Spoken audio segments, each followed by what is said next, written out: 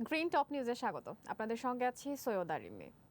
রংপুর একটি বাসা থেকে স্ত্রী ও 2 সন্তান সহ অবসরপ্রাপ্ত স্কুল শিক্ষকের মরদেহ উদ্ধার করেছে পুলিশ। নিহতদের গলায় রশি বা গামছা পেঁচিয়ে হত্যা করা হয়েছে বলে প্রাথমিকভাবে ধারণা করছে সিআইডি।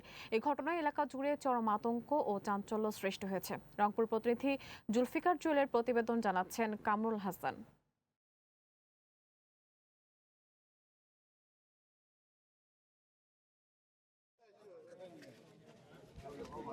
রংপুর মহানগরের কামাল কাসনা এলাকার তিনতলা একটি ভবনে স্ত্রী, এক ছেলে ও এক মেয়েকে নিয়ে বসবাস করতেন জেলা স্কুলের অবসরপ্রাপ্ত শিক্ষক গণপতি চক্রবর্তী।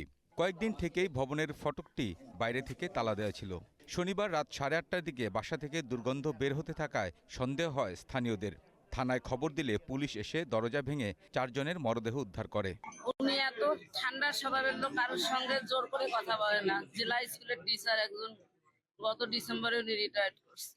আমরা সুষ্ঠু বিচার চাচ্ছি। তার মতন প্লেন লোক নাই যে জীবনে কাউকে একটা কটু কথা বলে নাই। তার সন্তান দুইটাও খুব সুন্দর। ঘরের ভিতরে আমি যে বিভব সুন্দরতা দেখছি, এটা ভাষায় বর্ণনা করার মতো না। পুলিশ জানায়, শিক্ষক গণপতির লাশ বাড়ির ছাদ, স্ত্রী কন্যার লাশ সিঁড়ি এবং ছেলের লাশ খাটের নিচ থেকে উদ্ধার করা হয়েছে। ধারণা করা হচ্ছে 3 থেকে 4 দিন আগেই তাদের মৃত্যু হতে পারে। ঘরের আসবাবপত্র তছনছ এবং বিদ্যুৎ সংযোগও বিচ্ছিন্ন ছিল। সিআইডি ও মহানগর পুলিশের উচ্চপদস্থ কর্মকর্তারা ঘটনাস্থল পরিদর্শন করেছেন।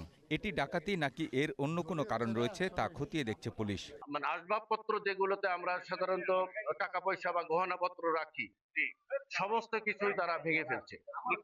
তাতে করে আমার মনে হচ্ছে এটা ডাকাতির ঘটনা হতে পারে। বডি গুলো একদম ডিকম্পোজিশন, এবং প্রত্যেকের ক্ষেত্রে আমি দেখলাম যে গলায় আপনার রশি বা গামছা বা গেঞ্জি এরকম পেতনা। নির্মম এই হত্যাকাণ্ডে জড়িত সন্দেহে 3 জনকে আটক করেছে পুলিশ। Kamrul Hasan, Green News desk.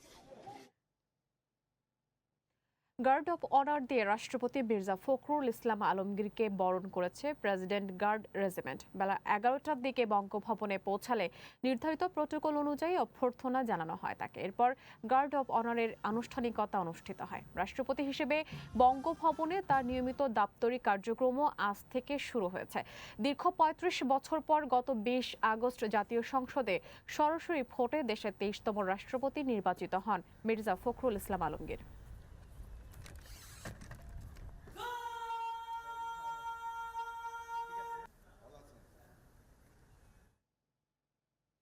BNP নেতা ইলিয়াস আলীকে গুমের ঘটনায় দায়ের করা মানবতা বিরোধী অপরাধ মামলায় বিমান বাহিনীর উইং কমান্ডার সাইফুর রহমান সাইফকে আদালতে হাজির করা হয়েছে। সকালে কড়া নিরাপত্তায় তাকে আন্তর্জাতিক অপরাধ ট্রাইব্যুনালে আনা হয়। গত ৯ আগস্ট সাইফুর রহমানের বিরুদ্ধে গ্রেফতারি পরোয়ানা জারি করে ট্রাইব্যুনাল ১। প্রসিকিউশন জানায়, ইলিয়াস আলীকে গুমের ঘটনায় সাইফুরের সংশ্লিষ্টতা তথ্য পেয়েছেন তদন্ত কর্মকর্তারা। তবে মামলাটির তদন্ত এখনও চলমান রয়েছে।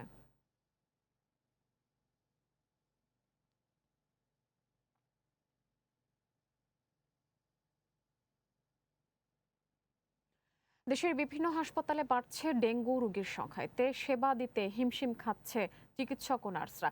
গত ২৪ ঘন্টায় নতুন করে ১০ জন ডেঙ্গু রোগী বাগেরহাট জেলা হাসপাতালে ভর্তি হয়েছে।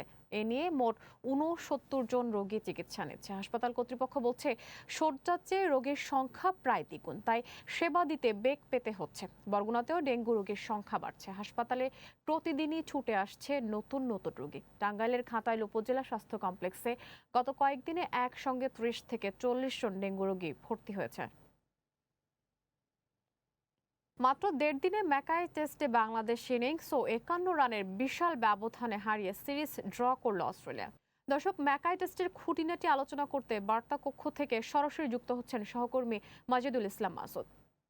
মাসুদ, দুদিন না যেতে ম্যাকাই টেস্টে বাংলাদেশের এই ভরাডুবির কারণ কি হতে পারে বলে আপনার মনে হয়? ধন্যবাদ রেমি আপনাকে। ম্যাকাই টেস্টে ইনিংস ও ৫১ রানের ব্যবধানে হেরে গেছে বাংলাদেশ।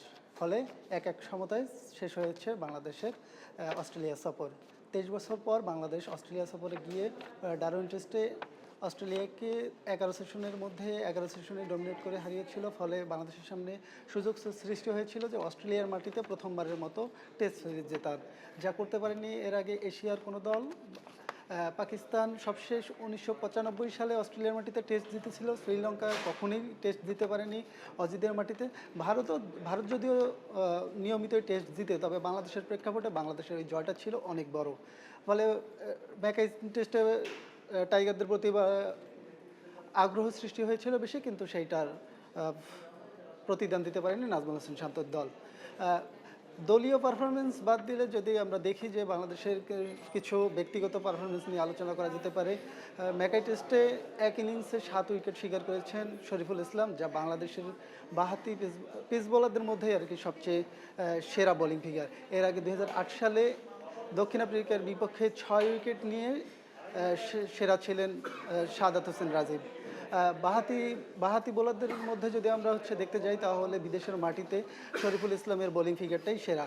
এর আগে দক্ষিণ আফ্রিকার বিপক্ষে 7 উইকেট নিয়েছিলেন তাইজুল ইসলাম, তবে রান খরচ করেছিলেন 138। এবার শরীফুল 50 রান খরচ করেই শিকার করেছেন 7 উইকেট। এছাড়াও তানজিদ তামিম প্রথম টেস্টে সেঞ্চুরি করেছিলেন।